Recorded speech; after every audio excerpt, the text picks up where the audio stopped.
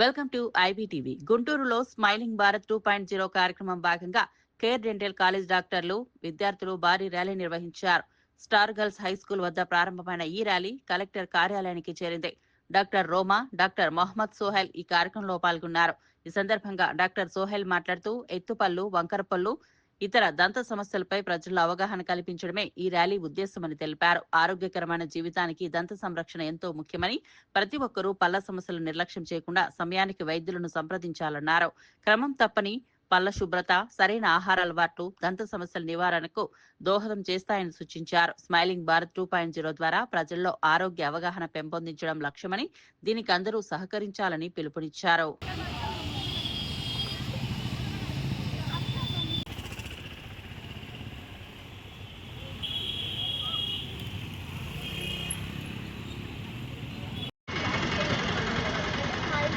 నమస్కారం.